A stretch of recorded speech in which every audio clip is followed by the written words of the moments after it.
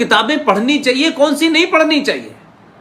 और यह भी मैं नहीं कहता हूं कि किसी विचारधारा के लिखे हुए लोगों की किताब पढ़ें, मैं इस फेवर में भी नहीं हूं। लेकिन बहुत सारी किताब हैं जिन्हें आप पढ़ेंगी तब आप भारत को भारत जानेंगी। यह भारत को भारत जानना ऐसे ही है कि जब तक आप अपने घर को नहीं जानेंगी कि मेरे घर की क्या परंपरा है, मेरे घर के क्या कायदे कानून हैं, मैं कौन हूं, मैं किसकी बेटी हूं, मैं किसकी पोती हूं, मेरे बाप दादा कौन थे, मेरे बुजुर्ग कौन थे, हमारा देश पहले सोने की चिड़िया था तो क्यों था और आज नहीं है तो क्यों नहीं है,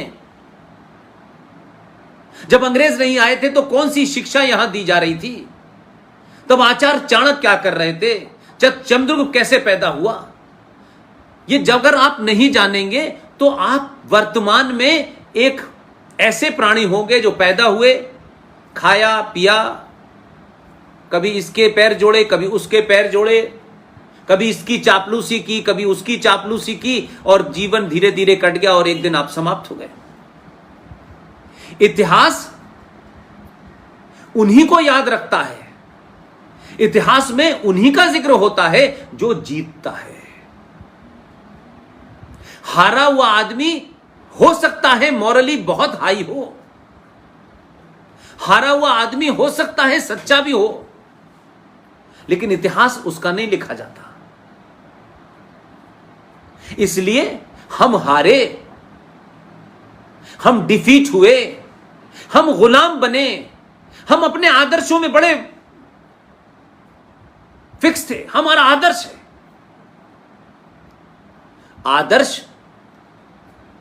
आदर्श व्यवस्था में ही चल सकते हैं। क्यों आप जाड़े में कोट पहनते हैं?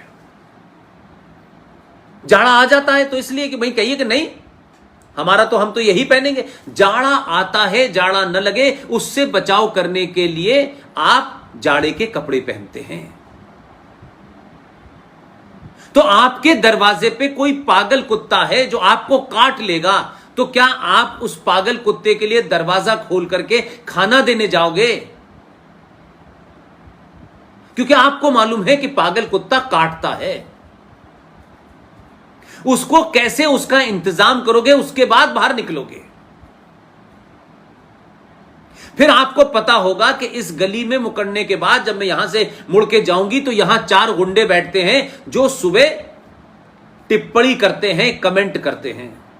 फिर कुछ गुंडे कॉलेज में पहुंच जाते हैं। यह अगर आपको नहीं पता है तो इसमें आपके बड़ों की गलती है। हम आपको आदर्शवाद की शिक्षा देकर के भेड़ियों के बीच में, लुटेरों के बीच में, डकैतों के बीच में, बलात्कारियों के बीच में नहीं छोड़ सकते। और अगर हम ये बताएं कि हमारे समाज में ये हो रहा है तो हमें ये करना है, तो चाहे वो बेटी हो चाहे बेटा हो, वो उसके लिए मानसिक तौर पे तैयार रहेगा। तो आज की चुनौतियों में आप ये सवाल उठाइए। आपको जिन बातों पे अपने मोहल्ले के नेता से, अपने एमएलए से, अपने एमपी से, और मत डरिए किसी से, दुनिया में जो जितना बड़ा ताकतवर होता है उतना ही कमजोर होता है, ध्यान रखिए। जितने बड़े पद पे जो बैठता है वो उतना ही कमजोर हो जाता है। अगर सबसे पावरफुल कोई होता है, सबसे ताकतवर अगर कोई होता है, वो वही होता है जो किसी कुर्सी पे नहीं बैठा होता। जो चौराहे पे भी खड़ा होगा तो उसकी आवाज तेज होगी, वो पुलिया पे भी खड़ा होगा तो उसकी आवाज तेज होगी। उसकी आवाज को रोकने के जितने भी सत्ता के तंत्र हैं उसे कोई खरीद नहीं पाता। इसलिए मैं बार बार कहता हूं, राज बच जाएगा उसके लिए सरकार है, सेना है, पुलिस है। राष्ट्र को बचाने के लिए समाज को आगे आना है। और अगर समाज नहीं रहेगा तो फिर राष्ट्र कहां रहेगा?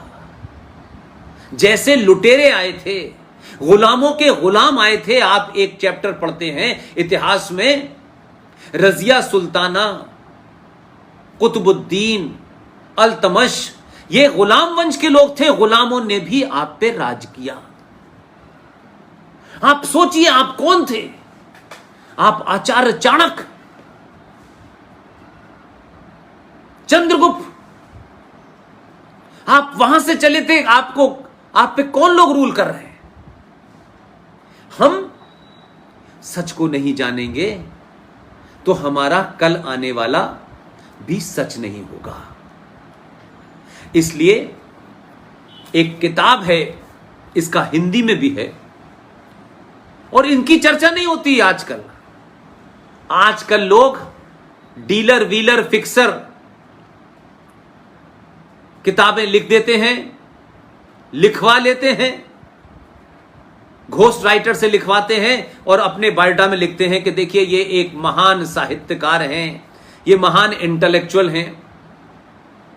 आप में से, शारदा की उम्र के बच्चों में से और उससे ऊपर की पीढ़ी के लोगों में भी किसी ने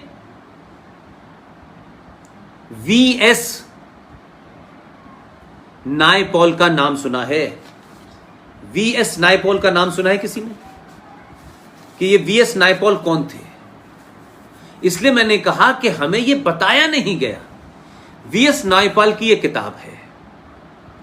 इस किताब का नाम है वुंडेड सिविलाइजेशन, एक आहत सभ्यता, एक घायल सभ्यता।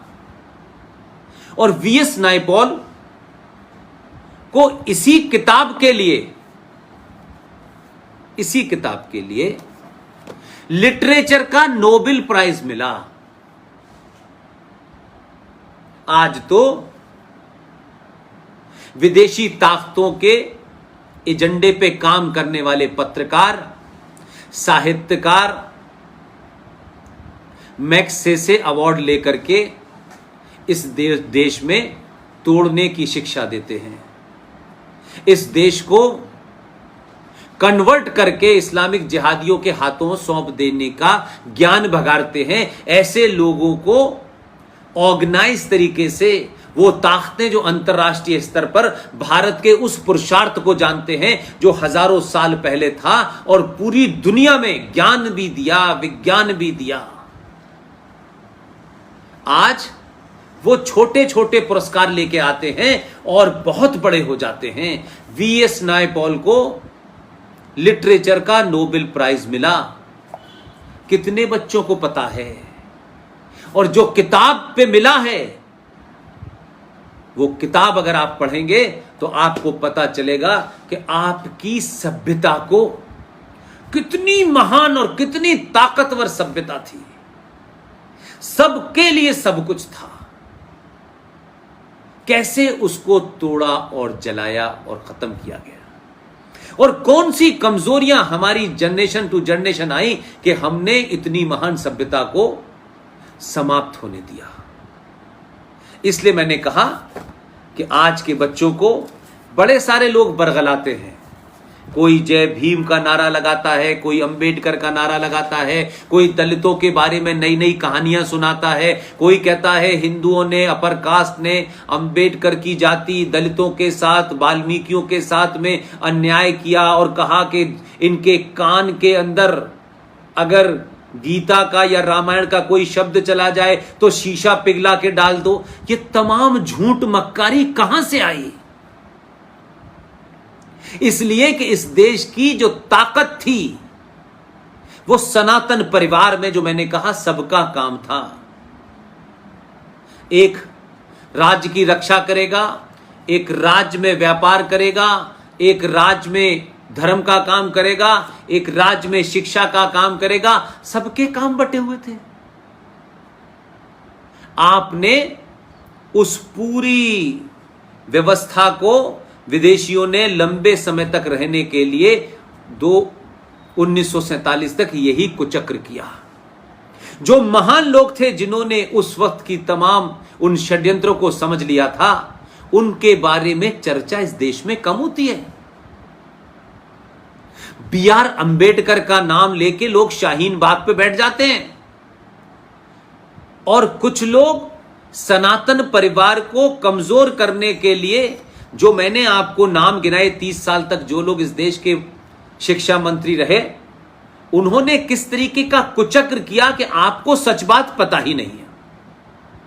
और जब आपको सच पता नहीं होगा तो आप कंटिन्यूअस दूसरे के बिछाए जो जाल है, जो एकेडमिक जाल है, जो इंटेलेक्चुअल जाल है, आप उसमें फंसते जाएंगे और धीरे धीरे आप अपने राष्ट्र के प्रति ही खड़े हो जाएंगे। बी आर अंबेडकर का नाम लिया गया, लेकिन बी आर अंबेडकर की असली किताब का नाम किसी ने नहीं बताया। बी आर अंबेडकर से ज्यादा ईमानदार, विद्वान, दूरदर्शी और विजनरी मैं किसी को नहीं मानता। कुछ चापलूस अंग्रेजों की चप्पल उठाने वाले लोग, कुछ चापलूस मुंह टेढ़ा करके अंग्रेजी बोलने वाले लोग, कुछ लोग अंग्रेजों में बैठ करके अपने आप को अंग्रेज समझने वाले लोग, जिन्होंने भारत का सौदा अंग्रेजों से कर लिया था, जिन्होंने भारत के वीर पुरुषों का, सुभाष चंद्र बोस का, खुदीराम बोस का, सावरकर का सौदा अंग्रेजों से कर लिया था, क्योंकि अंग्रेजों ने जाने से पहले उन्हें सत्ता देनी थी। उन्होंने अंबेडकर जैसे लोगों को समाप्त कर दिया। बी आर अंबेडकर की 2 किताबें ये बच्चे जरूर पढ़ें। जो लोग ग्रेजुएशन कर रहे हैं वो जरूर पढ़ें। और ये शुद्ध रूप से उनकी लिखी किताबें हैं, ये किसी तीसरे ने नहीं लिखी हैं। अंबेडकर की एक किताब का नाम है थॉट्स ऑन पाकिस्तान और दूसरी किताब का नाम है पाकिस्तान और पार्टीशन ऑफ इंडिया।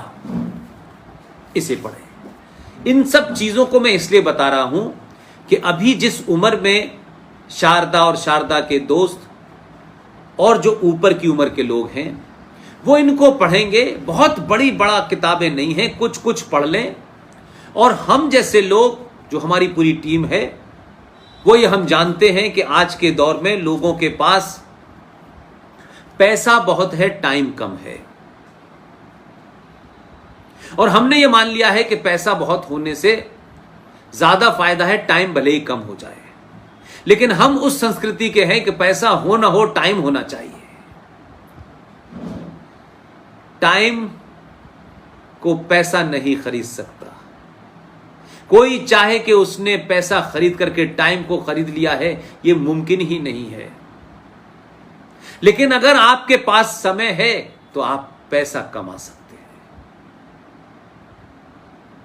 इसलिए मैंने कहा कि भारत के संविधान में क्या हुआ उसको आप छोड़ दें, लेकिन आज की पीढ़ी जिन चीजों से दो चार होने वाली है, जो बच्चे अभी 11th 12th करके ग्रेजुएशन में जाएंगे और जब तमाम सारी शिक्षाओं को ग्रहण करेंगे, तब उनके सामने एक बड़ी चुनौती आएगी। उस चुनौती के बारे में कोई आपको बताता नहीं है और उसको छुपा के रखा जाता है कि भाई हम इसे क्यों बताएं, ठीक है यार, बेमतलब में बच्चे पढ़ेंगे, फिर इसमें एक नई समस्या होगी। नहीं, मैंने कहा कि बीमारी का इलाज जितनी जल्दी हो करिए। ये भारत आजाद हुआ तथाकथित तौर पे 15 अगस्त की डेट पढ़ाई जाती है कि 15 अगस्त को आजाद हुआ। न तो ब्रिटेन के संविधान में और न भारत के संविधान में।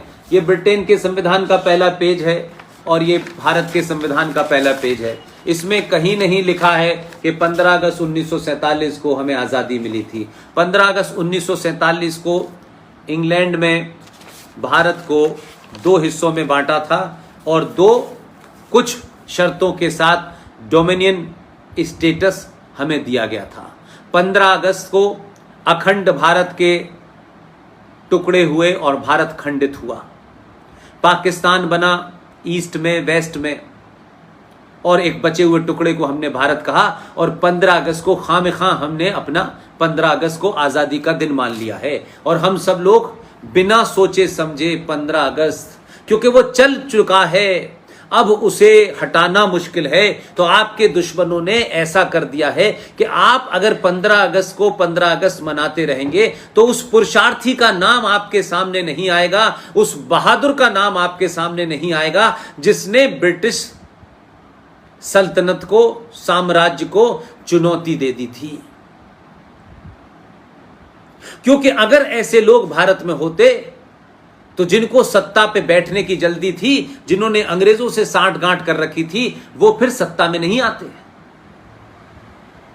लिहाजा अगर मुझसे पूछें, और हम उसमें बहुत हद तक सफल हो गए हैं, इस उम्र में भी जो लड़ाई हम लड़ रहे हैं वो अपने और अपने परिवार के लिए कतई नहीं लड़ रहे हैं, वो है ही नहीं एजेंडे में। हम सिर्फ ये लड़ाई इसलिए लड़ रहे हैं कि शारदा ठाकुर की जनरेशन के लोग हमसे हमारे जाने के बाद ये नहीं कहेंगे कि हमारे बुजुर्गों ने हमें किसी लालच के कारण सही बात नहीं बताई। इतना ही बर है, आप बात हमारी माने, तथ्यात्मक लगे तो लोगों को बताएं, गलत लगे तो जब तक ठीक न लगे तब तक बताएं ना। इसलिए यह ज्यादा जिम्मेदारी है कि जो बच्चे 11th में हैं, 12th में हैं, उनको अभी ग्रेजुएशन करना है, इस देश के सत्ता में, व्यवस्था में जाना है, कोर्ट में जाना है, जजेस में बनेंगे, ब्यूरोक्रेट बनेंगे, उनका कम से कम ज्ञान ठीक हो जाए, यही हमारी कोशिश है। हम सत्ता नहीं है, सत्ता एजुकेशन पॉलिसी लाएगी, चलेगी, लेकिन उसके अलावा भारत राष्ट्र क्या है वो हमारी जिम्मेदारी है। इसलिए जब यह संविधान बना और संविधान बनने के बाद यह कहा गया कि भारत के संविधान में कुछ लोग ऐसे हैं, कुछ जातियां ऐसी हैं जो पीछे रह गई हैं पढ़ाई में, लिखाई में, उनको 10 साल के लिए रिजर्वेशन दिया जाए। और अंबेडकर अपनी किताब में साफ साफ कहते हैं कि यही बात थी, 10 साल से ज्यादा नहीं देना था। लेकिन वो रिजर्वेशन हमारे यहां, जब समाज कमजोर होता है, और समाज कमजोर होता है तो समाज के जितने भी हिस्से होते हैं, चाहे सेना हो, चाहे पुलिस हो, चाहे न्यायपालिका हो, चाहे संसद हो, फिर उसमें बौने पैदा होते हैं, उसमें दलाल और चापलूस पैदा होते हैं। और जब सब जगह जाते हैं तो वो जो उनका चरित्र होता है चापलूसी, दलाली करने का, चप्पल उठाने का, झूठ बोलने का, सत्ता का सुख भोगते हुए व्यवस्था में बने रहने का, वो कभी सच बात नहीं बताते हैं। इसलिए मैं न राजनीति को दोष देता हूं, न व्यवस्था को दोष देता हूं, मैं दोष देता हूं उस पीढ़ी को जिसने सुभाष चंद्र बोस को जमीन में दफना दिया। इसलिए मेरा मानना है कि जिस सुभाष चंद्र बोस ने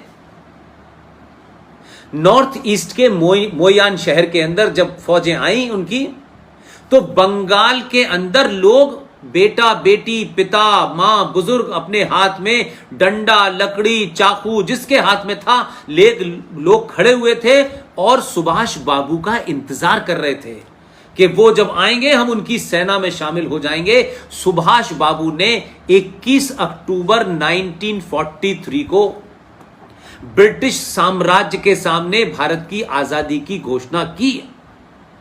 यह आपको आज किताबों में मिलेगा, उस जमाने के चापलूसों ने इसको नहीं लिखा, क्योंकि वो लिख देते तो आने वाली जनरेशनों को पता चल जाता, तो कोई 3 मूर्ति के अंदर दिल्ली में जो कब्रें बनी हुई हैं, शांतिवन, उनकी कब्रों को लोग उखाड़ के फेंक देते कि तुमने कैसे हमारी नस्लों को साथ धोखा किया, गद्दारी की, कैसे तुमने उन्हें झूठ पढ़ाया। इसलिए उन्होंने आपको बताया नहीं। 21 अक्टूबर 1943 को सुभाष चंद्र बोस ने Indian national army, Azad Hind फौज के साथ मोयान शहर में जब डिक्लेरेशन किया कि भारत की आजादी की मैं घोषणा करता हूं, उन्हें उस वक्त जितने भी लोग थे, हजारों लोग थे उसमें, उन्होंने उन्हें अपना देश का प्रधानमंत्री घोषित किया। करेंसी चली, टिकट चला, बैंक बना, और मात्र 10 दिन के अंदर जर्मनी और यूएसएसआर जैसे दुनिया के शक्तिशाली लोगों ने भारत की उस आजादी का समर्थन किया और उस आजाद भारत की घोषणा के बाद भारत को रिकॉग्नाइज कर लिया। या नहीं, इंडियन नेशनल आर्मी की जो सत्ता थी, जो प्रधानमंत्री थे, उसको 11 दुनिया के देश मात्र 10 दिन में एक्सेप्ट कर लिया। भारत के अंदर ब्रिटिश सरकार के दलाल, चापलूस और ब्रिटिश सेना के हाथ पैर कांप गए। आजाद हिंद सेना ने सेना के अंदर विद्रोह कर दिया। 60,000 की सेना में से 26,000 आजाद हिंद फौज के लोग लड़ते लड़ते मारे गए। उस फौज में जो आजाद हिंद फौज थी, उसमें से 4 या 5 लोग बचे थे 2 साल पहले। अब 3 लोग बचे हैं, उसमें से भी एक की हालत ठीक ठाक है। 17 अगस्त 2000 में मैं गया था, 2020 में।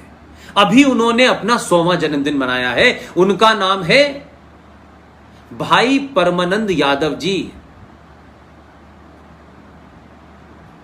बादली गांव, गुड़गांव से आगे रह रहे हैं। तो अगर संयुक्त भारत, यूनाइटेड भारत, अखंड भारत का कोई प्रधानमंत्री था तो उसका नाम था नेताजी सुभाष चंद्र बोस। अगर नेताजी के बारे में पढ़ाया होता, नेताजी के बारे में बताया होता, नेताजी की मूर्ति दिल्ली में लगी होती, तो आज के युवा पूछते नेताजी कौन हैं? अगर ये इतने महान थे तो इनके बारे में पढ़ाया क्यों नहीं जा रहा? विदेशों में किताबें मौजूद हैं, पड़ोस में मुल्कों में मौजूद हैं, लेकिन भारत में किताब न लिखी जाए, इसका इंतजाम कर लिया लोगों ने। अब उनके ऊपर किताब भी लिख दी गई है, किताब भी आ गई है और किताब लिखने वाले भी मौजूद हैं। इसलिए अब आज के बच्चों को गुमराह नहीं किया जा सकता। इसलिए सुभाष चंद्र बोस के बारे में अगर तथ्यों पे डॉक्यूमेंटेड किताब पढ़नी है तो उस किताब का नाम है बोस और गांधी। बोस या Gandhi, who got India her freedom, यानी भारत को आजादी किसने दिलाई, बोस ने या गांधी ने। सारे आर्काइव से, जापान से, जर्मन से, इंग्लैंड से, सारे डॉक्यूमेंट के बिहाफ पर यह किताब लिखी गई है और इस किताब को हमारी टीम के जो लीडर हैं मेजर जनरल जीडी बख्शी ने लिखी है। यह हिंदी में भी है, यह इंग्लिश में भी है। यह किताब इरफान हबीब टाइप के नमूनों ने नहीं लिखी है, यह रोमिला थापर ने नहीं लिखी है। ये किताबें तथ्यों पे लिखी गई हैं, डॉक्यूमेंट को ध्यान में रख के लिखी गई है, उन डॉक्यूमेंट के बेसिस पे लिखी गई है। ये मनगढ़ंत कहानियां नहीं लिखी गई हैं। जब ये लोग पढ़ रहे हैं तो पूरा देश और युवा सुन रहा है, जीडी बख्शी को भी सुन रहा है, कर्नल आरएसएन को भी सुन रहा है। इसलिए आज के युवा को सही ज्ञान और सही बात का वो हथियार दीजिए, वो ताकत दीजिए, वो तर्क दीजिए कि तर्क इनका इतना शार्प हो कि जो लोग तलवार से आपकी गर्दन काटने से डराते हैं, आपका तर्क पहले मजबूत हो और तर्कों में जान हो। उसके बाद तलवार चलाना तो कोई भी चला लेता है, लेकिन पहले यहां से निकला हुआ डर और यहां से घुसा हुआ तर्क ही आपको समाज में खड़ा करता है। इसलिए किताबें भी पढ़िए और समझिए भी। इसलिए संविधान लिखा गया तो कहा गया कि रिजर्वेशन, तो वो रिजर्वेशन फिर भारत की राजनीति में एक एजेंडा बन गया, चलता रहा। मैं उसके बारे में ज्यादा बात नहीं करना चाहता। मेरे दौर में जो पाप हुआ है मैं उसकी बात करना चाहता हूं। मेरे होशो हवासों में जो पाप हुआ है मैं उसकी बात करना चाहता हूं। और ये पाप, ये जो 10वीं क्लास के बच्चे हैं, जो 11वीं क्लास के बच्चे हैं, ये जब अभी ग्रेजुएशन करेंगे तब इनको पता चलेगा कि इनके साथ कितना बड़ा एक जघन्य अपराध 1993 में किया गया है। उसकी लड़ाई मैंने शुरू कर दी है। हमारे कई साथी हैं, अश्वनी उपाध्याय जी उसमें हैं, जो लड़ रहे हैं, जो कोर्ट में लड़ रहे हैं, मेरे जिम्मे यह है कि मैं देश भर में लोगों को इसके सिलसिले में जागरूक करूं, बताऊं युवा पीढ़ी को, ताकि वो नेताजी का कुर्ता पकड़ के पूछे कि नेताजी ये तो बताइए कि जब भारत के संविधान में 1976 के अंदर सेकुलर शब्द आ गया था और भारत का संविधान सेकुलर है, तो अगर ये सेकुलर है तो फिर सेकुलर सरकार के अंदर माइनॉरिटी मिनिस्ट्री क्यों है, ये माइनॉरिटी कमीशन क्यों है, ये फिर मुस्लिम एजुकेशन बोर्ड अलग से क्यों है, क्यों है भाई? शिक्षा का समान अधिकार है, सबको मिलनी चाहिए, शिक्षा एक समान होनी चाहिए। मजहबी शिक्षा अलग हो सकती है, कोई दे न दे, लेकिन माइनॉरिटी कमीशन के नाम पे अरबों खरबों का बजट दे करके आप किसी एक मजहब के लोगों को आगे बढ़ाना चाहते हैं, उन्हें वजीफा देना चाहते हैं। लेकिन ताज्जुब की बात यह है कि जितने आप वजीफे देते हैं, जितनी आप उनको तालीम देते हैं, उसके बावजूद भी डॉक्टर एमबीबीएस होने के बाद भी,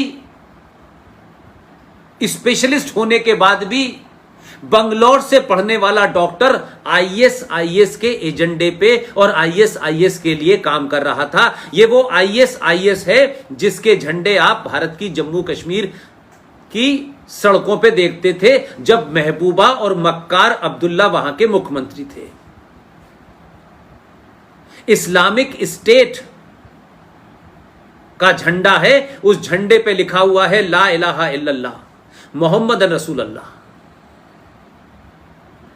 उस आईएस के आतंकी नेटवर्क का वो आदमी, वो डॉक्टर जिसे आपने, मैंने, मेरे टैक्स से वो पढ़ा, माइनॉरिटी कमीशन को पैसा दिया गया अरबों खरबों का, उन्होंने दो बार उसको स्कॉलरशिप दी और उसके बाद पढ़ के बना वो आतंकी। तो शारदा जैसे बच्चे, हजारों करोड़ों जो इस देश में हैं, उन बच्चों के लिए कोई स्कॉलरशिप नहीं है। इसलिए कुछ बच्चों को तो इसलिए आगे बढ़ा दिया जाएगा कि उनके 100 में से 10 आए हैं, क्योंकि वो रिजर्वेशन का मामला है।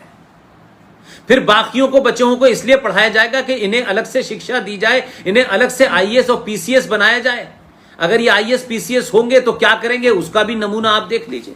वो क्या कर रहे हैं, वो कितने भी बड़े पद पे चले जाएं, जिहाद पहले है, शरिया पहले है, आतंक पहले है। तो आप किसको शिक्षा दे रहे हैं? मेरा और आपका पैसा जा कहां रहा है? आपके पिताजी की कमाई, जो उनका टैक्स है, उससे सरकार चल रही है। तो सरकार के अंदर ही तो इस करोड़ों करोड़ों रुपए का बजट है इस माइनॉरिटी कमीशन का। एक खास वर्ग को। तो मेरा और आपका क्या कसूर है? क्योंकि हम मुसलमान जिहादी नहीं है, हम देश को नहीं तोड़ सकते, हम आग नहीं लगा सकते, हम बस में आग नहीं लगाते, हम ट्रेन में आग नहीं लगाते, हम कानून का इंतजार करते हैं, हम पुलिस का इंतजार करते हैं। इसलिए कुछ लोग जो हैं वो पूरे बंगलौर जला देंगे, कुछ लोग पूरा स्वीडन जला देंगे, कुछ लोग इटली में आग लगा देंगे, कुछ लोग अमेरिका में आग लगा देंगे। तो ये जो भीड़ तंत्र है, ये लुटेरों डकैतों की जो मानसिकता है, ये इससे देश चलेगा।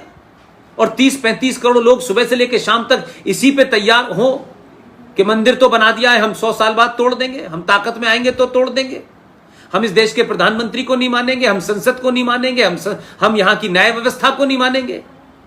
तो आप ऐसे समय में कैसे लड़ सकते हैं?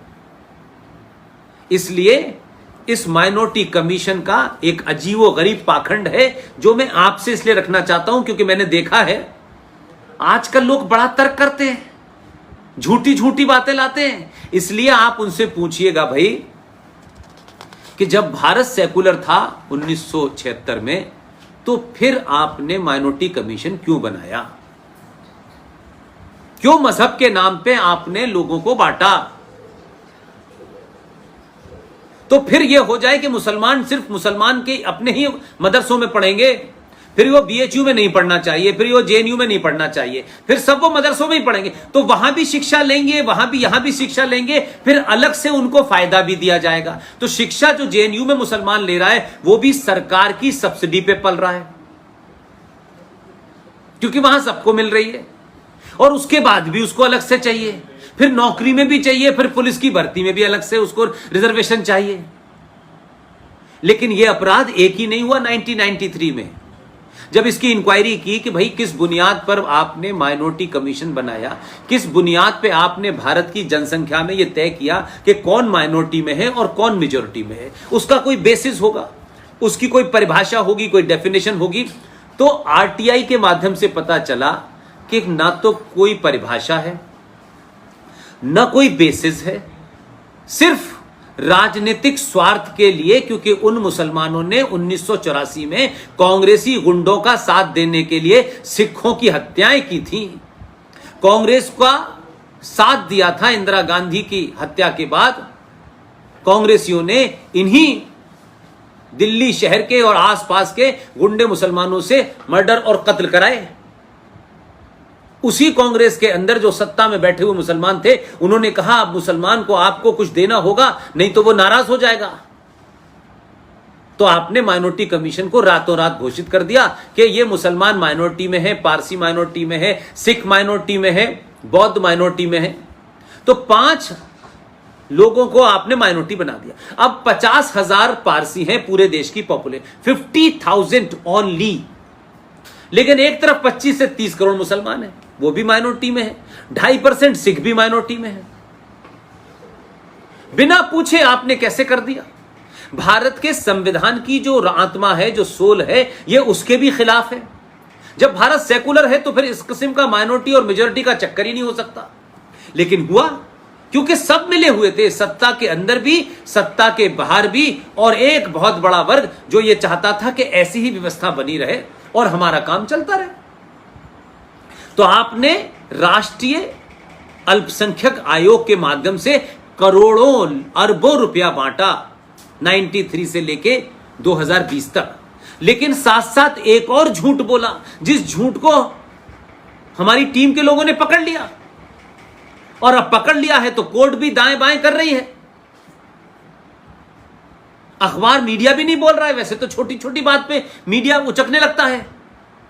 हमें यह पता चला कि राष्ट्रीय अल्पसंख्यक आयोग बना तो इसमें कहा गया कि मुसलमान, सिख, पारसी, बौद्ध और क्रिश्चियंस, इनको विशेष चीजें, विशेष स्कॉलरशिप दिए जाएंगे।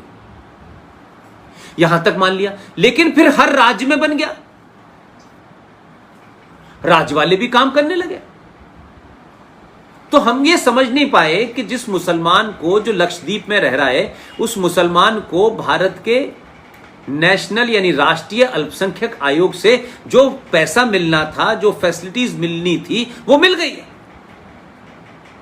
अब उसे राज्य स्तर पे क्यों चाहिए?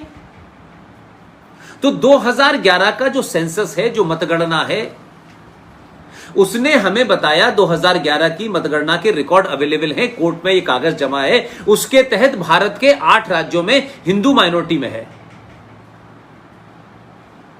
तो हमने कहा चलिए साहब, अगर हम ये भी मान लेते हैं कि चलिए आपने राज्यों में बनाया है, तो राज्यों में जो माइनॉरिटी में है उसको दीजिए। तो बोले नहीं, कितनी बड़ी साजिश की गई है कि उन 8 राज्यों में, जिसमें लक्षद्वीप नाम की एक मिसाल आपको देता हूं, 8 के मेरे पास नाम है। लक्षद्वीप में 98% मुसलमान रहते हैं, मात्र 2% हिंदू हैं, मात्र 2%। राज्य का अल्पसंख्यक आयोग 98% मुसलमानों को लक्षद्वीप में अल्पसंख्यक मानता है और 2% हिंदुओं को मेजॉरिटी मानता है।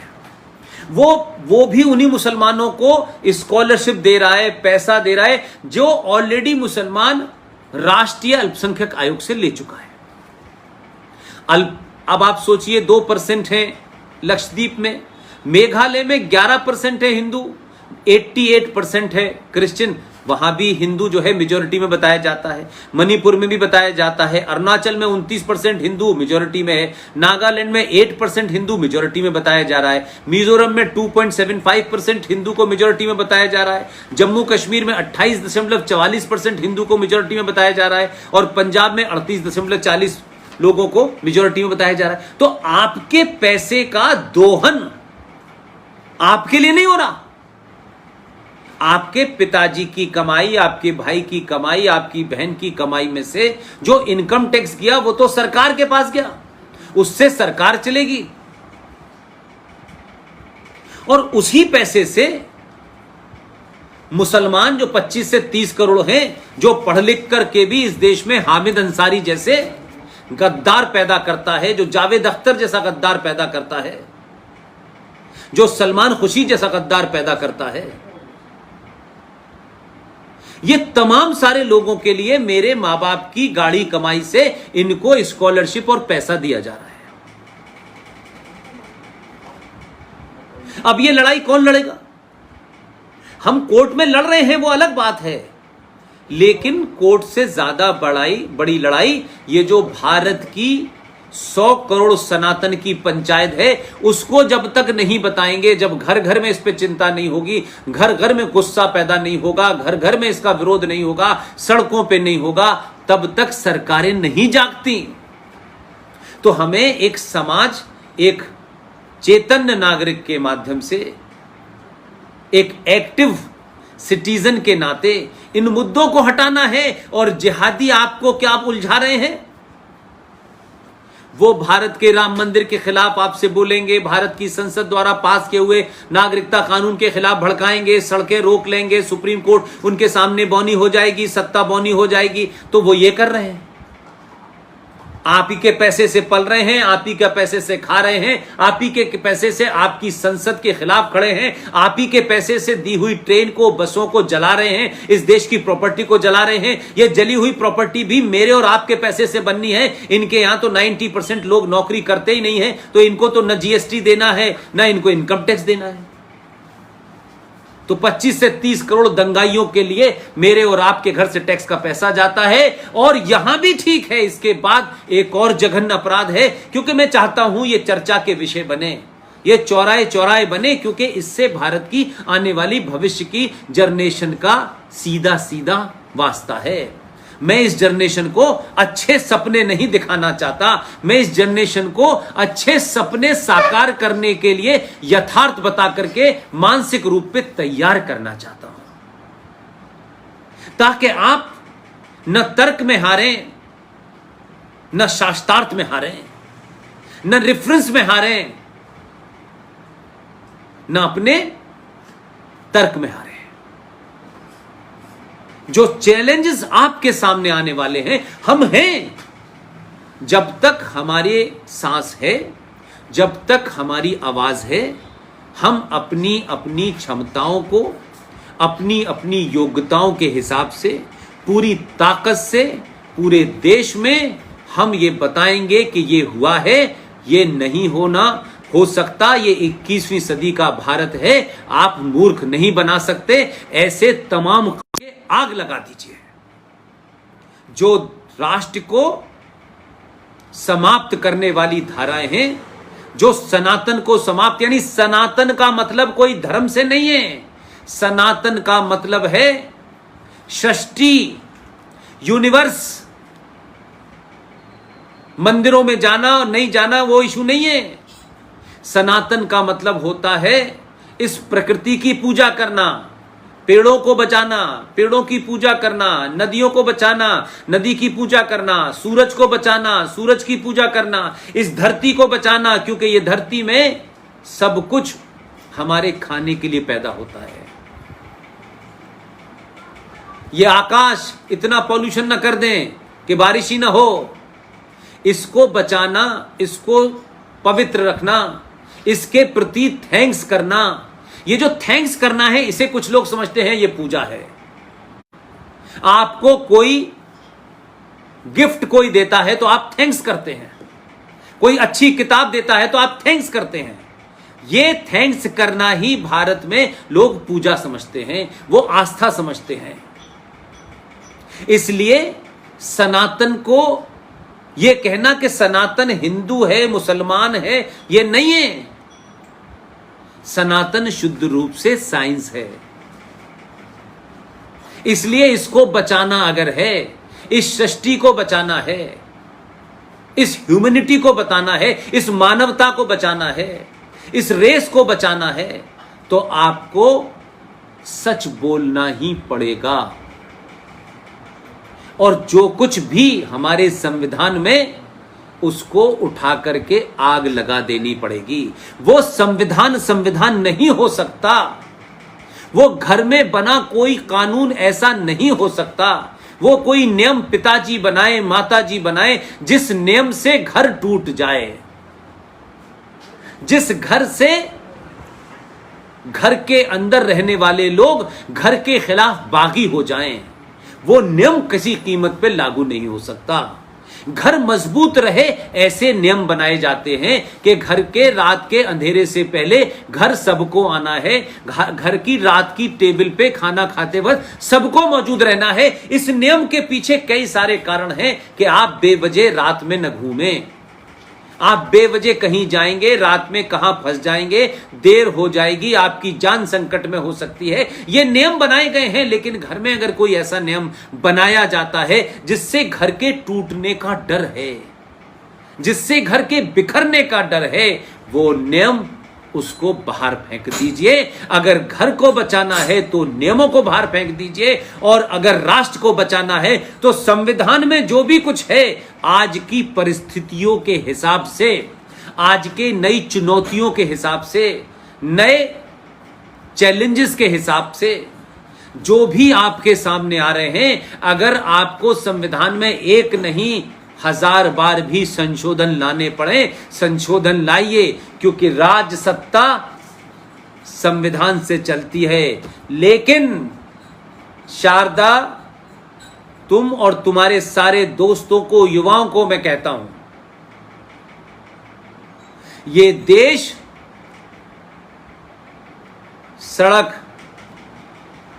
बिजली, हवाई जहाज, रेल, इसके लिए सत्ताएं बनाई गई हैं, इसके लिए सिस्टम व्यवस्था बनाई गई है।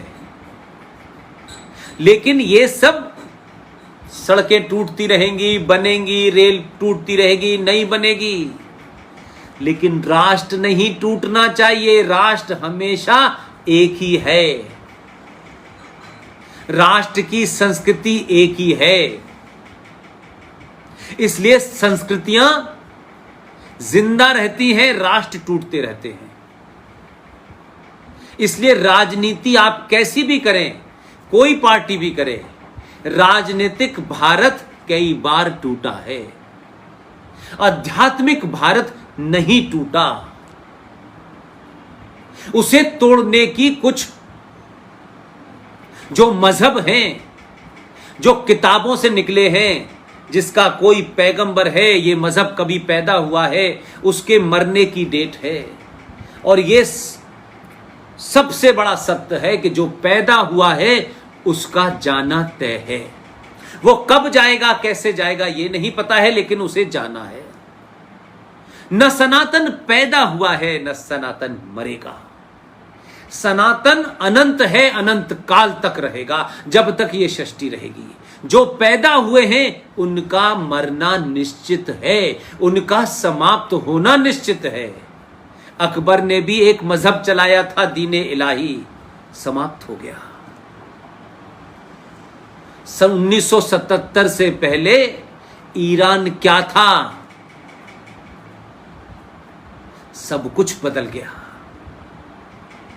इसलिए कि सभ्यता और संस्कृति को बचाने के लिए समाज को आगे आना पड़ता है। प्रधानमंत्री, राष्ट्रपति, मंत्री नहीं आते हैं आगे, वो तो एक व्यवस्था चलाने के लिए आते हैं। व्यवस्थाओं में बदलाव होता रहता है, आज ये आ गए, आज दूसरे आ गए। इसलिए राष्ट्र को बचाने का जिम्मा आने वाली पीढ़ी पर है। इसलिए आप, जो हमारे बुजुर्गों ने गलती की है, उसको हमने समय रहते समझ लिया है, समय रहते उसको हम ठीक करने की कोशिश में लगे हैं, समाज में माहौल बदलने की कोशिश में लगे हैं। और वही लोग जो राष्ट्र की मजबूती के लिए जो शक्तियां काम कर रही हैं, जो इस यहाँ के सभ्यता से, यहाँ की मिट्टी से प्यार करते हैं, जो यहाँ की सभ्यता है, जो यहाँ के सरोकार हैं, अगर आप यहाँ के हैं तो आपको ये मानना पड़ेगा। आप आए कहीं से हो, अगर कहीं से कोई आए हो और आपकी कोई दूसरी पूजा की पद्धति है, वो आप करें, लेकिन संस्कृति और इतिहास आपके हिसाब से नहीं लिखा जाएगा। आप कोई कहें कि हमारी किताब महान है, आपके लिए होगी, राष्ट्र चलाने के लिए सिर्फ सनातन के अलावा कुछ नहीं चलेगा। आप कहें कि हम जंगल काट देंगे, हम गंगा के अंदर जहर मिला देंगे, हम इलाहाबाद के अंदर होने वाले कुंभ में जहर मिला देंगे तो हजारों हिंदू, लाखों हिंदू मर जाएंगे। अगर आपकी सभ्यता ये है तो आप वहीं जाइए जहां इस तरीके की लूटपाट की सभ्यता है। ये भारत है, इसकी करोड़ों साल पुरानी संस्कृति है, इसकी सभ्यता है, इसको मिटाने वाले मिट गए। लिहाजा ये धीरे धीरे कमजोर हुई क्योंकि इसके मानने वालों में कमजोरियां पैदा होने लगी, लालच पैदा होने लगा, सत्ता के प्रति मोह बढ़ने लगा। तो समाज के लोगों को जो काम करना चाहिए था उन्होंने अपनी जिम्मेदारी छोड़ के सब सत्ता की दौड़ में शामिल हो गए, सब उस व्यवस्था की दौड़ में शामिल हो गए। मुझे कुछ मिल जाए, चाहे मैं कुछ भी हो जाऊं। इसलिए आपके सामने बड़े चैलेंजेस हैं और मुझे खुशी है कि जब आप इनको लड़ेंगे तो हम जैसे लोग बहुत सारे मौजूद हैं जो आपको कमजोर नहीं पड़ने देंगे। और ये मीडिया, ये जो माध्यम है, ये माध्यम अवेलेबल है। आप कभी भी किसी वक्त भी कोई ऐसी कठिनाई आ जाए, पूछिए, सुनिए। मेजर जनरल जीडी बख्शी को सुनिए, RSN को सुनिए। कश्मीर को समझना है, अगर आप मध्य प्रदेश में रहते हैं तो आप पूछिए वहां की सरकार से। 15 साल तक वहां एक सरकार रही जो अपने आप को राष्ट्रवादी सरकार कहती है, फिर दोबारा से राष्ट्रवादी सरकार आई है। सरकारें आती हैं, राष्ट्र के सामने जो चुनौतियां खड़ी होती हैं उन चुनौतियों को खत्म करने के लिए आती हैं। सिर्फ सत्ता पे बैठ के दिन गिनने नहीं आती कि हम 15 साल रहे, हम 20 साल रहे। लेकिन आपने 15 साल आपकी मजबूत सरकार रही। मैं कुछ मामले में बहुत सख्त हूं, लेकिन आपने भोजशाला जैसी जगह का निवारण नहीं किया और वहां पर दंगाइयों और जिहादी मुसलमानों ने जिस तरीके से कब्जा किया हुआ है उसको आप नहीं हटा पाए, ना कानूनन हटा पाए, ना आपने अपनी पॉलिटिकल विल दिखाई। और दूसरी बात, आप जिस राज्य में रहती हैं, मैं आपके लिए एक खबर देता हूं, आप पूछिए, आप RTI डाल के पूछिएगा। इलाहाबाद हाई कोर्ट में जस्टिस SN श्रीवास्तव साहब ने, जब उनके सामने एक पिटीशन आई कि गीता हमारा राष्ट्रीय ग्रंथ होना चाहिए, आपको ताज्जुब होगा कि इसको चैलेंज करने वाले जब लोग आए, उन्होंने कहा यह मजहबी किताब है, यह नहीं हो सकती। कोर्ट में बहस के बाद यह हुआ कि इसमें मजहब कहां है, और वो कोर्ट में केस हार गए। आप यकीन मानिए, देखिए मैं इसलिए कह रहा हूं कि ये बातें बड़ी नहीं थी, लेकिन हमें किसी ने बताया नहीं, तो हम कैसे बताते। इलाहाबाद हाई कोर्ट के उन जज साहब में बहस हुआ, फैसला लिख दिया। दूसरे लोग चैलेंज करने नहीं गए इस डर से कि अगर ये चैलेंज हमने किया तो फिर पूरे देश में बवाल फैल जाएगा और लोगों को पता चल जाएगा और हम सुप्रीम कोर्ट से हार जाएंगे तो फिर राष्ट्रीय ग्रंथ ये पूरे देश को पढ़ना पड़ेगा। लेकिन बहुत साल पहले मध्य प्रदेश की सरकार ने, मध्य प्रदेश में गीता राष्ट्रीय ग्रंथ घोषित कर दिया गया है। आप पूछिए, अगर गीता राष्ट्रीय ग्रंथ है, किसी मजहब का नहीं है, किसी धर्म का नहीं है, तो फिर गीता मध्य प्रदेश के राज्य के स्कूलों में और कॉलेजों में क्यों नहीं पढ़ाई जाती। पूरे देश में सिर्फ मध्य प्रदेश में है। यह लड़ाई आपको आगे ले जानी है, इस लड़ाई को आप लड़ें। संविधान में से 22 चित्र गायब हो गए हैं, उसकी लड़ाई लड़ी जा रही है। किसने किए? क्योंकि जो अगर हमारा ओरिजिनल संविधान आप देखें तो उसमें भगवान राम की तस्वीर है, उसमें लक्ष्मण जी की तस्वीर है, उसमें माता सीता मां की तस्वीर है, उसमें कृष्ण जी की तस्वीर है, उसमें शिवाजी की तस्वीर है, उसमें सुभाष चंद्र। लेकिन किसने ओरिजिनल संविधान के अंदर से के बाद जब नेक्स्ट एडिशन आया तो किसने उनको निकाला? इस पे हम सवाल उठा रहे हैं। मैं समझता हूं कि एक बार फिर शारदा ने जो मुझे मौका दिया है, मेरे लिए सम्मान की बात है। उनके माता पिता को मैं इस बात के लिए मुबारकबाद देना चाहता हूं कि उन्होंने 2 बेटे नहीं पैदा किए हैं, उन्होंने 3 बेटे पैदा किए हैं। जो संस्कार जो आपने उसमें मूल शारदा ठाकुर को दिए हैं, वो इस बात को दर्शाते हैं कि जिस उम्र में बच्चे फिल्में देखते हैं, पबजी खेलते हैं, मोबाइल पे दुनिया ज़माने की फिल्में देखते हैं, आपने 19 साल की बच्ची को वो शिक्षा दी है कि उसने राज्य स्तर पर बॉक्सिंग की चैंपियनशिप जीती है। और जो कविता उसने मुझे भेजी है, मैं बहुत लोगों को पढ़ता भी हूं जितना समय मिलता है मुझे, इतनी क्रांतिकारी कविता इस उम्र में। इसका मतलब है कि शारदा के पिताजी जनाब लखन लाल ठाकुर साहब, माता शशि ठाकुर जी, आप लोग धन्य हैं कि आपके घर में एक ऐसी बेटी ने जन्म लिया है जो निडर है, बहादुर है, संस्कारी है, राष्ट्र के प्रति उसके मन में चिंता है। इसलिए मुझे उसका निमंत्रण स्वीकार करने में मैंने शायद 1 मिनट भी नहीं लिया।